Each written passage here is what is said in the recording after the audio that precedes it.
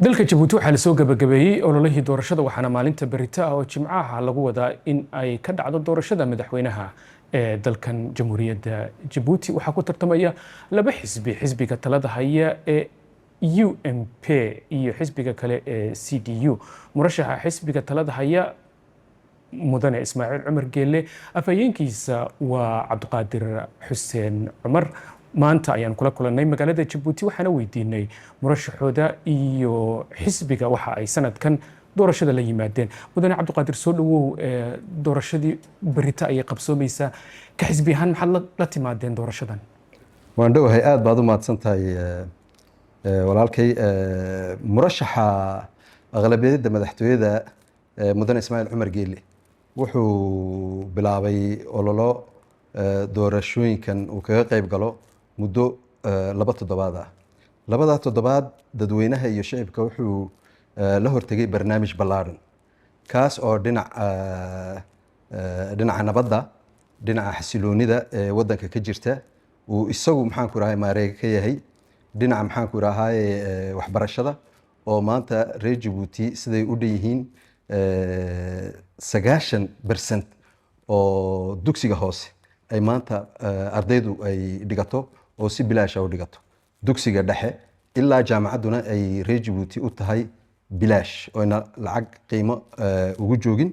ay dawladdu ay waxaas ay dhabar ka saaratay dhinaca dhaqaale waad arkaysaan madaxweynuhu wuxuu u bandhigay shacib weynaha wixii dadaal uu wadanku galay uu isagu maxaan ku rahay qorshooyin uu wadanka u jeex hadday ahaato dhinaca marsooyinka hadday ahaato dhinaca laamiyada hadday tahay maxaan ku rahay dhinaca bulsho oo dadkii tabaaleysnaa amba gacanta yar si maxaan ku rahay loo kabo baahidooda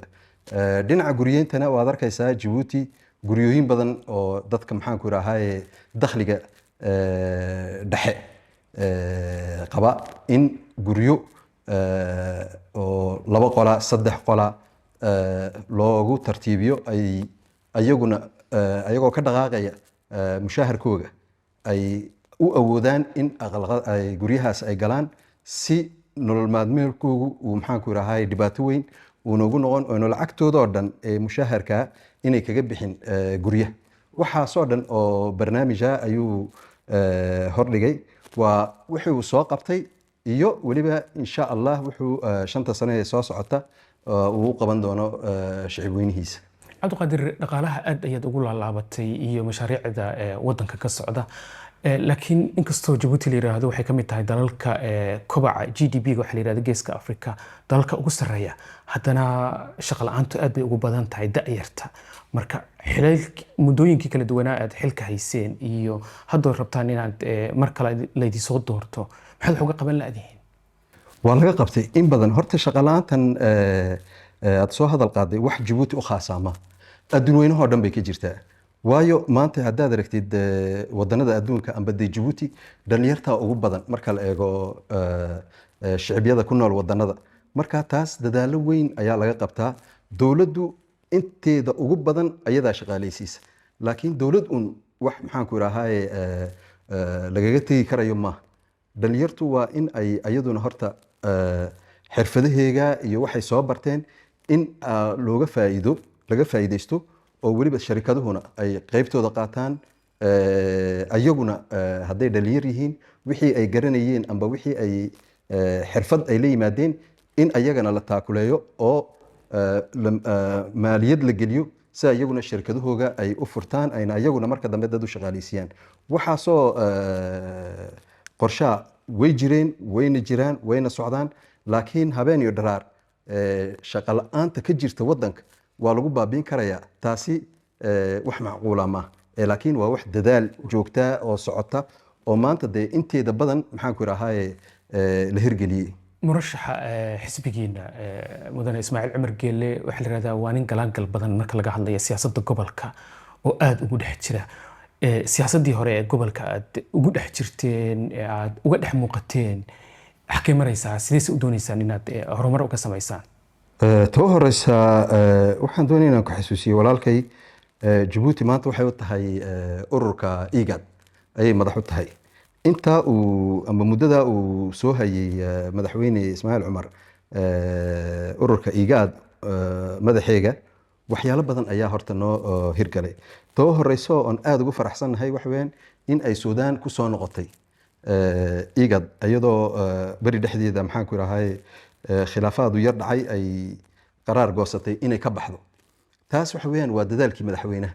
iyo waliba wuxuu u bandhigay siday u soo laabtaan. marka taw horeysay uu madaxweynuhu ka shaqeeyo wax weeyaan horta nabadeynta degmada. wadanka alxamdulillah Djibouti waad aragteen degmada dhexdeeda waa wadanka ugu nabad badan, waa xasilooni joogta alxamdulillah. taa ayaan anagu ka shaqeynaa inaan wadanada jaarka aan nahay amba degmada amba ururka IGAD dhexdeeda aan ku camal falno. taas waxay noo saamaxday in aan wada hadalka maxaan ku yiraahay Suudaan aan dhowr jeer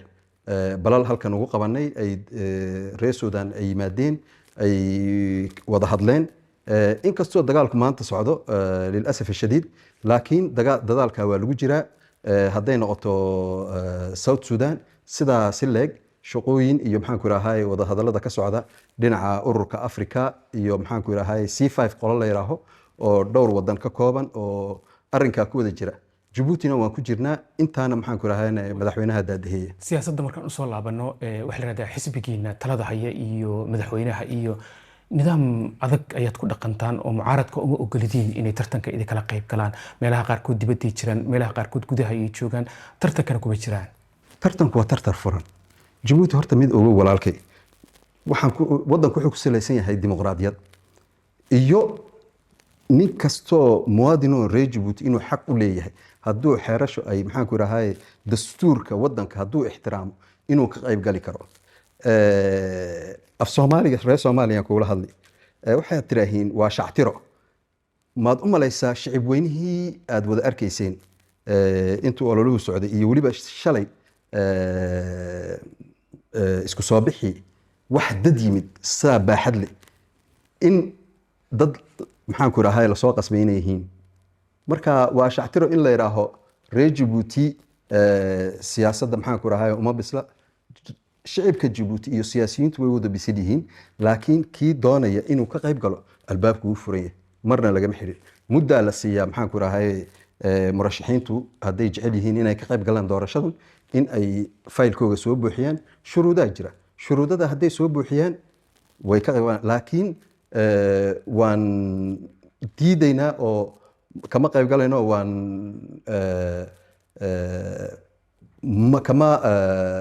lama tartamayno.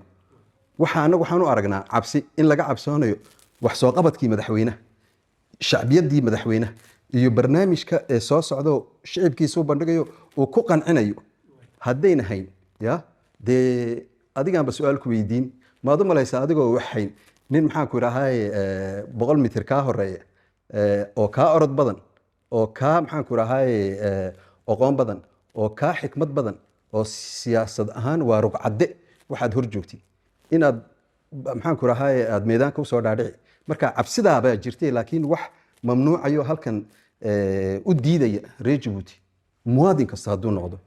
inuu ka qayb galo way furanta. waxay qabaan dood ah inaan tartanku ahayn mid cadaalad ah oo dadka oo dhan u furan. guddiga doorashooyinka oo kale waxay leeyihiin dowladda samaysatay, marka doodaasay qabaan. mid ogow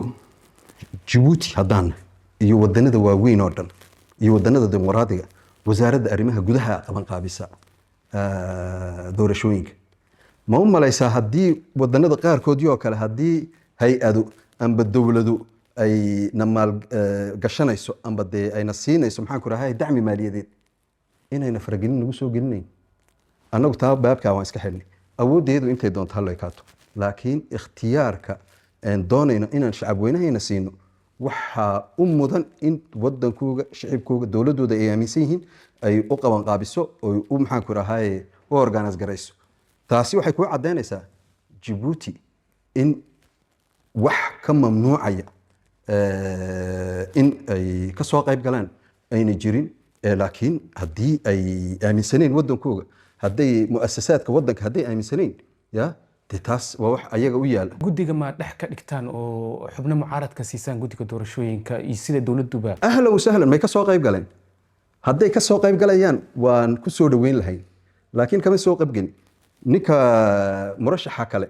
dadkiisa waan soo dhoweynay, meel kasta way ku jiraan, waad la kulanteen. maxaan ku rahay dadkii observers ka yimid Africa, kuwii ka yimid